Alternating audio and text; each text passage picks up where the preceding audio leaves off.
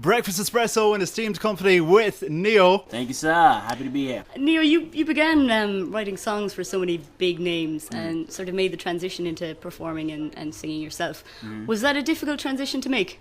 Not really. Just in that I've been singing and performing just pretty much as long as I've been writing. You know, I mean, not on a professional level, of course. You know, every holiday in my household was, you know, showtime at the Apollo or whatever. You know, we'd all the kids would have to get up and sing something or do something for the rest of the family. You know, so I've been doing that forever. The one thing that took some getting used to was the things that come with being in the spotlight. You know, the thing that the dare I say negative aspects of fame. You know, the lack of privacy, the lack of personal space, the lack of a personal life. You know, that whole thing. You know, a person running up on me and asking me for my autograph was just the strangest thing in the world to me. For what? Like, what are you gonna do with it when you get home? And do you still find that difficult to deal with? Do you find it odd? I mean, you get used to it. You get used to it. You know, what the thing that kills me is people that don't sign autographs or don't take pictures. That's a little weird to me. It's like, you know, you beg and plead for these people to accept you. You know, to be an artist is to kind of thrive off the acceptance of others. You know, if nobody buys your album, you're nobody as far as your career goes. You know, so you beg and plead these people to accept you, to love you, and then once they do, you say, "Get out of my face." Like, that doesn't make any sense to me. Yeah. I presume it's worth the trade-off, though. You wouldn't swap it for the world. Absolutely worth the trade-off. Yes.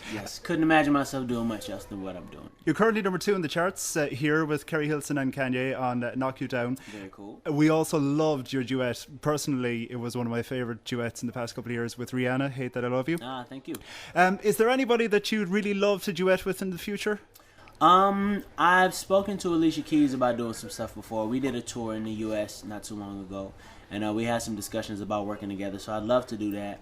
I've talked to John Legend about doing some stuff together. I've talked to me and Carrie talked about doing some more stuff. I have the lovely Miss Jaden Maria here. We did a duet on her new album coming out really soon.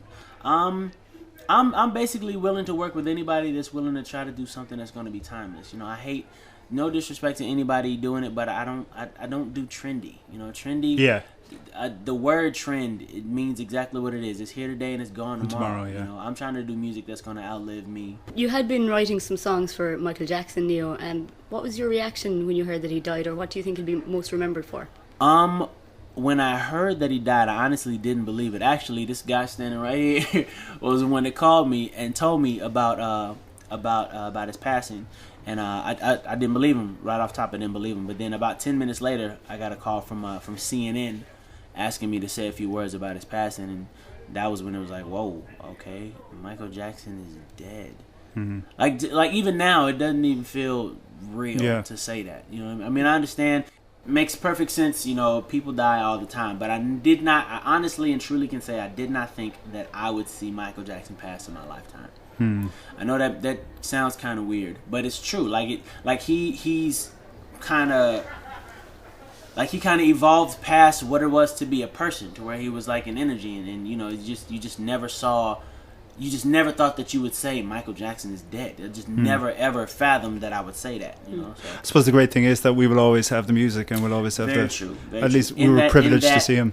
In that, he will never die. In that, he will always be here. You're a songwriter, you're a singer, you're an actor. Is there anything you haven't done but you want to do? Like, you want to buy a baseball club, you want to be a truck driver at some stage? I don't know about a baseball club or a truck driver, but I am trying this behind the scenes, producer, entrepreneurial type thing. As we mentioned, we have Jaden Maria here, who's one of the first artists off of our label. But I'm gonna do my best. I'm gonna give the same attention to this that I give to my music, and we're gonna make it happen. Neo, this morning we told our listeners that we were coming down to speak to you, and we asked were there some questions that they'd like us to pose to you. Okay. And the most common one from Amy, Ruth, Neve, Claire, Dara, Susan, and lots more actually asked the same question. Can you guess what the question is? I cannot. Are you single? I knew it. He knew it really. He just didn't want to admit it. I had an idea. Currently, I am not single. No, I'm in a relationship with somebody that I care about very, very much, and it's not something that I feel the need to hide anymore. Because I mean, let's be all the way honest. I'll be 30 this year. I'm a grown ass man. I have no reason to lie about anything.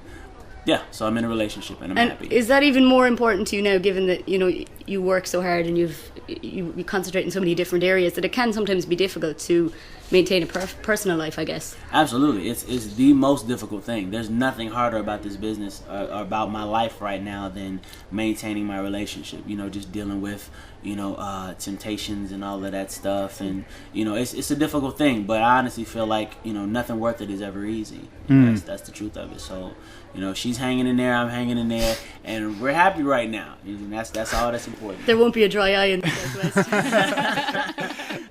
Neo, just before we finish up, if we were to have a look at your iPod and see the most often played songs on it, what ones would we see, or what artists do you listen to on your iPod? What ones would we see? We would see Villain by Jada Maria. I'm a fan of that song. You guys are here tonight. She's actually going to be performing with me. Something that you probably would not expect, the Phantom of the Opera soundtrack. Oh, I'm with you on that one. I'm a huge fan. I'm a fan of that, and I do know why. Damn it! I just talked about being honest. I do know why. I like it, and I don't care who thinks I'm strange for it. Go to hell. I like it. Are you with me on the original recordings of Michael Crawford? Yes, sir. Yes. Sir. This is a man of taste. Man, come on. Melody is what it's all about. You talked to us earlier about doing duets, and you only wanted to do duets that are lasting. I'm going to ask you this. You don't have to do it, but it's a little thing that we do on the show. It's called duetting DJs. You don't have to sing the line. You only have to say a line. So technically, I will have duetted with the legend that is Neo. We had Ciara on the show a few weeks back, and I said to her, any chance of me doing Justin Timberlake's lines on Love, Sex, Magic? And she said, yeah, sure. So we did it. So I've done it with Ciara. I've done it with Calvin Harris, who's a big dance guy over here.